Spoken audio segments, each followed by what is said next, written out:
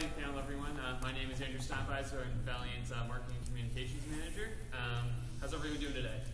Good. Great. Woo! So I've got a murderer's row of guests here today. So to my left, I have Valiant Assistant Editor Dan Taza. Generation Zero writer Fred Van Lente, also writing there he is. B. Clay Moore, writer of upcoming Savage. Yes. And last but not least, Mr. Rafer Roberts, writer of A&A, The Adventures of Archer and Armstrong, and the upcoming Harbinger Renegades. Yeah.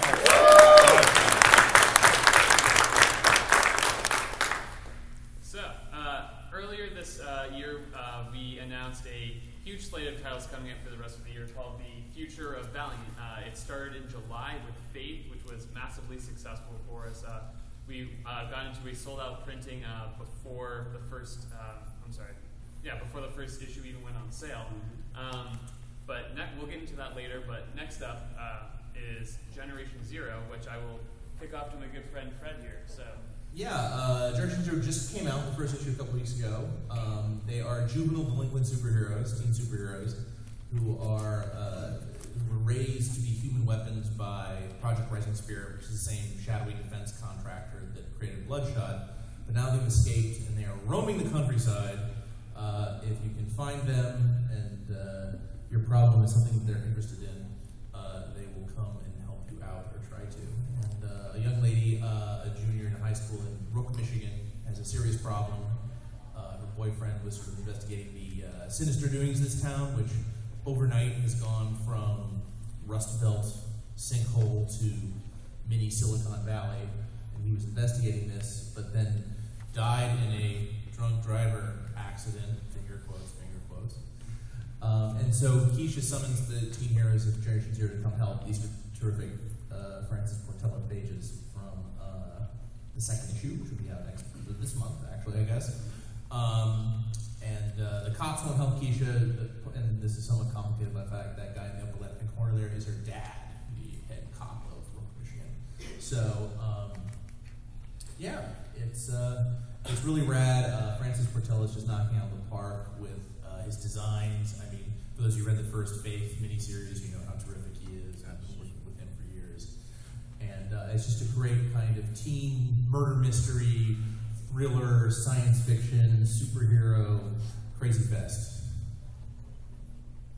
So, I don't think we've shown these to anyone yet. Awesome. This is, I haven't seen these yet. Yeah, please tell them about what's in store for issue 3 and Derek Charm.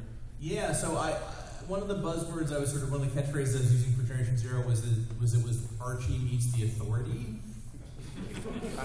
And in the third issue, that gets super literal because they go into an Archie-like world, and I'm very honored to have the artist of Jughead, Derek Charm, is drawing that issue, or at least 95% of it.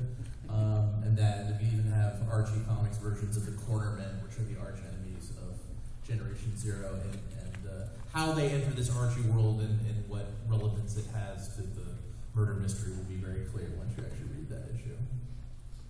We even have, for issue 3, have a cover by Dan Caron. Oh, awesome. Legendary Archie artist as well, just to drive that point home even further. Very cool. That's cool. Character. Yeah, Andres. Andres Guinaldo. Guinaldo, excellent. Yeah, the first 5 issues. I believe issue 3 doesn't have this as a variant cover, but issues 1, 2, 4, and 5 have this divvied up as a cool character design variant. And so these are the 4 main Generation Zero kids. Cronus, the leader, he has the power to hurt and heal with the energy that his body generates. Cloud is possibly my favorite character. She is a telepath, but rather than just reading individual minds, she reads all of mankind's thoughts collectively, so it's driven her a little crazy. Animalia, everybody knows and loves from, she used to be a member of the Renegades, briefly in Josh Dysart's run. She can sort of turn herself into cartoon animals. But she's getting more into manga, like in our book, so she may turn into Animalia. Yeah. And so expect like giant Attack on Titan golems and Pokemon and so forth with her turning into, because she's getting a little tired of training the baby stuff. And Telek is also awesome. She is Cronus's right-hand woman. She can both see the future and kind of project herself slightly into it along the quantum stream, and she's the real hard ass of the group. The Wolverine, if you will. That's such a cliche in superhero teams, but she is the Wolverine of the group.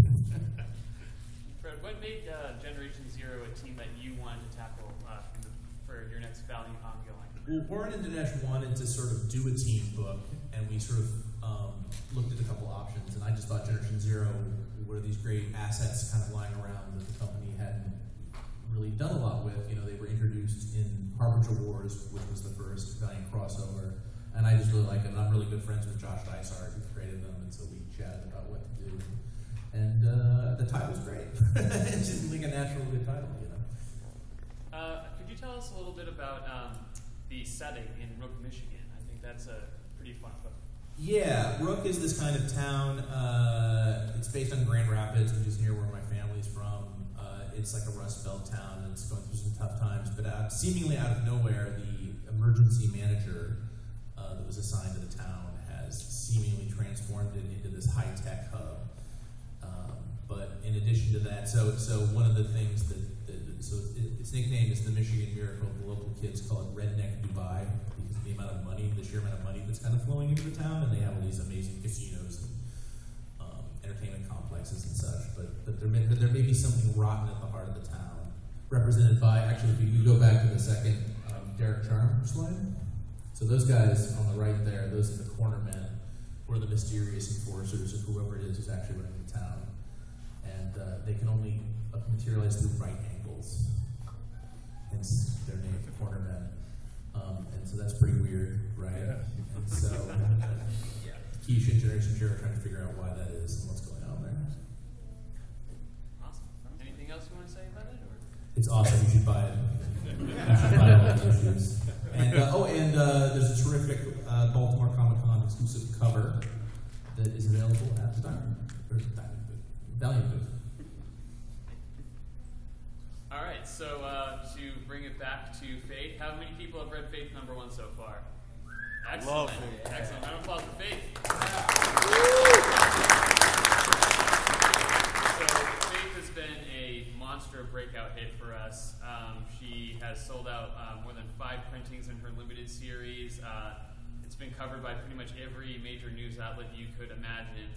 It's been fantastic, and actually the first issue of her ongoing series, #1 independent superhero series of the year, sold out before the first issue even hit stands. We're incredibly excited about this title. Danny, maybe you want to share a little bit from the editorial process about Faith? Sure. How she's doing? So we're super proud of Faith. She really has been the most successful book that we've had since the relaunch. People have really connected with her. Fans have just become obsessed with Faith because she just represents, to us, she's essentially our modern day Peter Parker. Like, she is so relatable and has such a good heart and always wanted to be a hero. And, now she has the opportunity to be that. And, a lot of people really connect with that. If you want to cycle through. So she, as some of you may have seen, we've had quite a few people cosplay as Faith, but in, I believe this is issue 3. This is 3, yeah. Yeah, so she actually takes Archer to a Comic-Con where she will be cosplaying with him as well. They start to uncover some dastardly things happening at the Comic-Con. And there may be, a few special guests that show up within this issue that you may, see at Comic-Cons. Maybe the writer of Faith or artist or, I think also one of the special things too, also we should proper credit to writer Jody Hauser, who's been doing phenomenal work with the character, and artist Bray Perez and Francis Portela before in the limited series. But I think this Comic-Con issue really showcases one thing that makes Faith really unique, is that she is one of us. We can really see ourselves in Faith. She goes to comic book conventions. She plays Dungeons and Dragons in her spare time. She likes to binge watch shows on Netflix and then discuss them actually with Archer over Skype. So she really is a person that I think a lot of fans, readers of all walks of life can really identify with, which I think is really struck a chord. Absolutely. But things are about to be even more exciting for Faith.